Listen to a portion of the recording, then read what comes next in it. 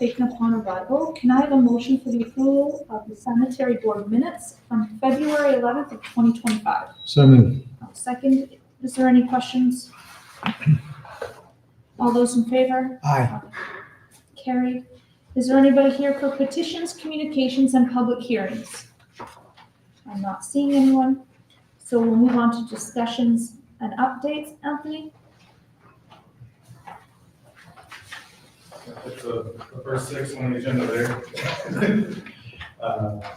Start with the downtown work, long-term control plan, phase 5A. The second construction progress meeting will be held this Thursday at Crash's office. I guess on the water side, the contractor responsible for the first water contract is providing the field offices, and they still haven't arrived yet. So maybe next month we'll be meeting outside. Contractor is planning to start work on the storm and sanitary sewers next Monday, March 17th. They're going to start down near Wendy's and work back towards City Hall.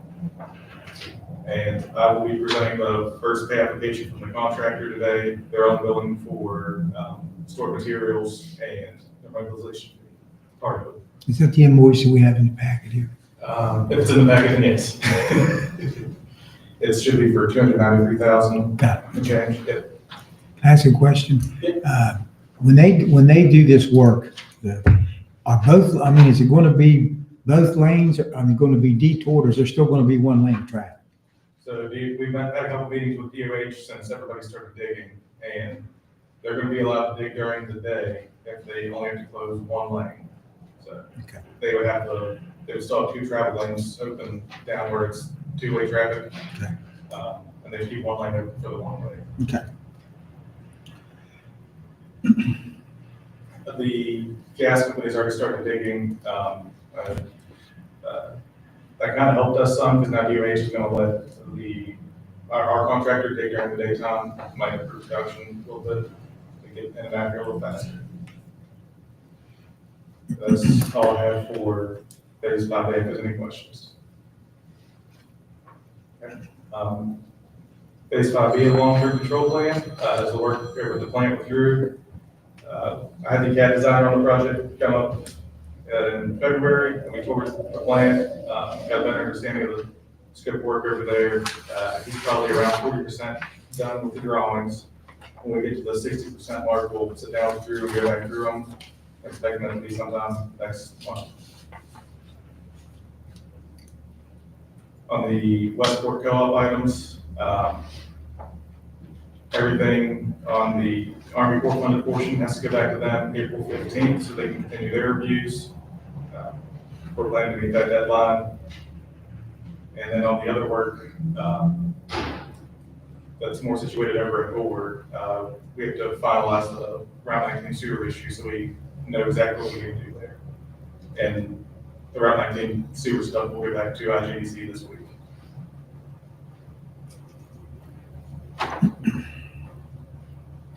I had an agenda item on there for a potential project on Ferry Street.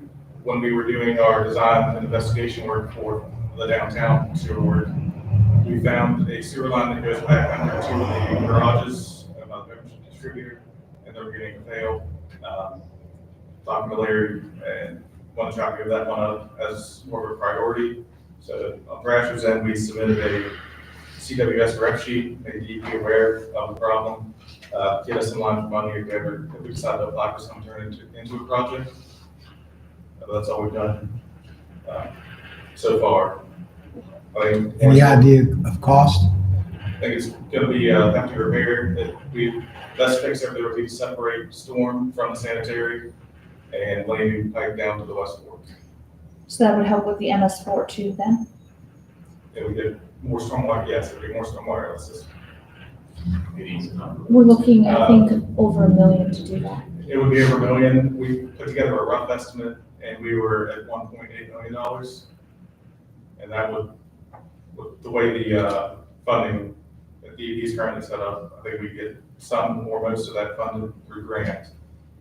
We have to look a little more into it to see how we did the rest. So for you to move forward with that, do we need to put that on a further agenda and talk about it I again. like to get a little bit more explanation Yes. as to, a drawing and basically, so I get some idea. I mean, I know there was a problem down there because I think it's been an ongoing problem, hasn't it? It is here. Yeah, that's what I thought. Yeah, so maybe we'll put it on the next agenda. Okay. Down Is 15. that all right?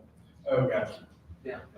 We'll put it on the next agenda. Yeah, I can stay as discussion for the next agenda. I can bring him out. That'd be great. That'd be Got good. my mind in the area. and Thank you. what we can possibly do. And the last item I have to talk about is the GIS system mapping information piece. I met with Drew and Larry to kind of discuss the sewer projects we're going and was asked to get a cost from Thrasher if we were to help you guys review the GIS, bring it to the city. And got my guys in the office to do that. They're estimating about 30 grand to get that done based on the information they currently have. That could change some, but just wanted to give you guys a rough price of what it will cost us to do. Thank you. Yeah, one big part on if we can hold that price is if the county would send us all of their data, so we could take them Okay. and we wouldn't have to duplicate all the work. I did let Anthony know that I'm working with the ArcGIS program and should be able to get that information from the county. Perfect. You can't get it from the county? I should be able to, I haven't talked to Mr. Pisani yet at the county, but I don't know why, I don't think it would be an issue forward to us. That 30,000 estimated price would include 1 year of the ESRI license to maintain the website. And I was told by that it should be between $3,000 and $5,000 to keep that service open each year. It'd be an annual fee. And that's on ESRI's end, the company that owns ArcGIS and ArcMap. Thank you. Tina's here next. Very good. Good afternoon. So, Summit Park is the PSD adjacent to us. You know where it is. What we've been having is some problems understanding their reporting numbers. The way our billing protocol works now, and I'll certainly like him to jump in if I misstate this, but the way it works now is we wait for them to tell us how much water they actually put into the sewer. So let's say, just for sake of discussion, the water meter serving at PSD says 700,000 gallons. The PSD says, oh, we only actually distributed in our pipeline 500,000 gallons. So we would bill for 500,000 gallons. What we're going to do now is switch that around. So if the water meter report from the water board says 700,000 gallons, we bill for 700,000 gallons. And if you have some catastrophic break or some leak adjustment, like we do for our retail customers, then you can come back and you can talk to Kim and we'll get the engineers involved and we'll figure out what you've actually lost and not returned to the sewer. But the presumption we're going to go forward with from now on, and it's in the sewer service agreements, is that you're able to process every gallon of water you receive from the water board. Now, we know that practically that's not true, and we would be willing to make adjustments if we have proof that that water has been lost and not returned to the sewer. What's happening now is you don't have to be an auditor to realize there's a gap in our audit trail because we have no information about lost water downstream. So we think with that change, and we'll talk to the water board about reporting requirements, and I don't anticipate any problem there. We think with that change, we're going to tighten up the billing protocol and not subsidize these PSDs. Do you want me to talk about? Would you like to go into executive session? I make a motion, we go in executive session. Okay. Pursuant to Chapter 6, Article 9A, Section 4 of the West Virginia Code, I move that the board adjourn into executive session to discuss matters involving the issues concerning Summit Park PSD regarding sewer services and future possible acquisition.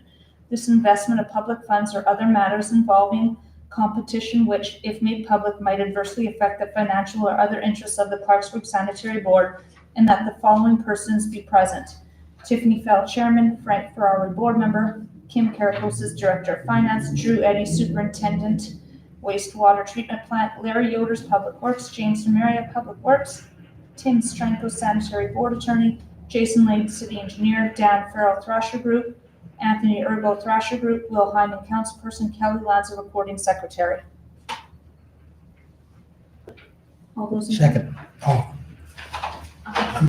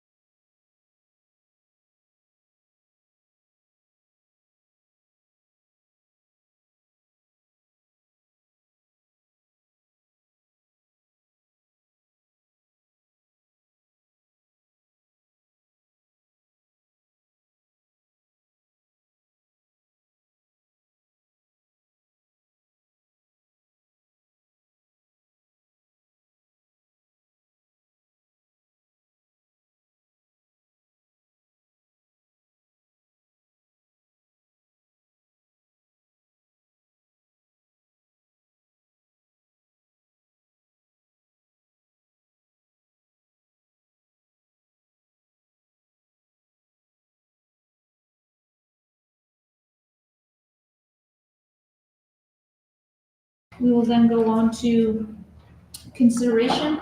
The consideration for the purchase of a mobile Pathfinder inspection camera and trailer in the amount of $158,271 through Aries Industries through Sourcewell. I move to approve this expenditure per title. Second, any discussion? All those in favor? Aye. Next, we have consideration and review of alternate extension agreement for the Wolf Summit project. I suppose that's my, Chair. Yes. This is an alternate extension agreement. And the reason it's an alternate extension agreement, as we discussed last time we were together, is refunds, that's the normal extension agreement, the regular extension agreement, don't work in this case. And Anthony's showed you those numbers. The cash flow doesn't work when you just have one customer on the end of the line. So what we're doing is an alternate extension agreement, which requires them to build the line to our specifications and at their entire cost. So at the end of the project, once we approve and accept the lines, I should say, they'll be ours at no cost to the sanitary board ratepayers. And recall there are two sections to the project that we're going to build. I'll pause and let Mr. Farrell talk about why there are two sections in the alternate extension agreement. Thank you, Tim. Yeah, we split it up into two sections, essentially from Ohio Avenue, on up to the power plant itself. We didn't want to have our project building that, where they're constructing the road, doing their fill, redoing it. It's a lot easier if they do that, and we inspect and bring people from, whether it's Jason Lang or people to inspect it and make sure it's built to our standards. They'll design it through a contract, probably with Thrasher or people that are working on that side. We'll review it and make sure it meets our standard and stuff. It's pretty straight. It's a straight extension up through there, a few thousand feet. Then the sanitary board will build a piece from Ohio Avenue across the railroad tracks, kind of through the Menards parking lot and in near the Red Caboose area. They will pay for it, but we will get the permits and the POH permit, the railroad permit, and any easements we need. All that will be at their cost. But that gives us control through the city streets of what's being built and how it goes about it. So that will be done the way Tim and their attorney have kind of set the agreement, be done by us, but they will pay for us to do it that way. Normally, I just don't, it would be best if we stay out of construction of their roads and stuff like that, just put it in. And they'll be building a water line for that under a separate agreement with Clarksburg Water from Ohio Avenue. So that's the way it's looked at, and he's kind of dictated the no reimbursement thing, which I'm glad you gave that. Thank you, Dan. Just the last comment on the alternate extension agreement is that, first of all, thanks to Dan and Anthony for their careful review of the agreement. We're convinced it's the right agreement for the sanitary board. What happens now is that we submit this, if you approve it, we submit it to the Public Service Commission, and it's reviewed and approved as an alternate extension agreement. So. Are you looking for, Yeah, are you looking for approval today? Yes, sir, that's the ask today.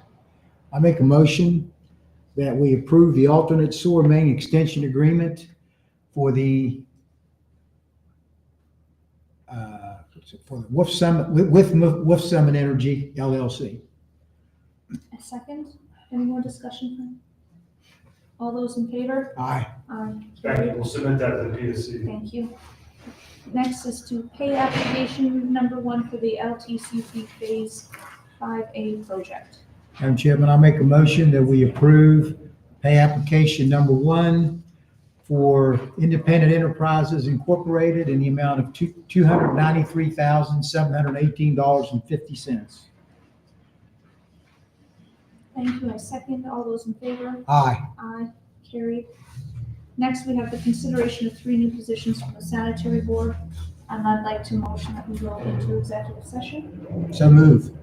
Pursuant to Chapter 6, Article 9A, Section 4 of the West Virginia Code, I move that the board adjourn into executive session to discuss this agenda item. Pursuant to the personnel exception in the Open Meetings Act, the following persons must be present: Tiffany Fell, Chairman; Frank Ferrari, Board Member; Kim Karakosis, Director of Finance; Drew Eddy, Superintendent of the Wastewater Treatment Plant; Larry Yoders, Public Works; James DeMaria, Public Works; Tim Stranko, Sanitary Board Attorney; and Kelly Lanza, Recording Secretary.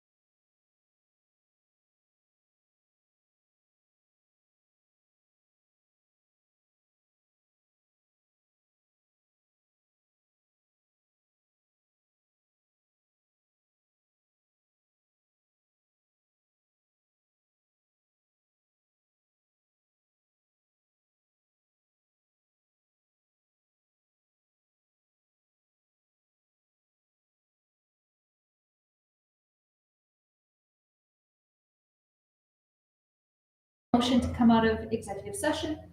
So move. All those in favor? Aye. Aye. So now we'll be on to the consideration for the creation of 3 new positions in the sanitary board. Madam Chairman, I make a motion that we create 3 new positions in the sanitary board: sanitary board director, lead foreman, and foreman in training.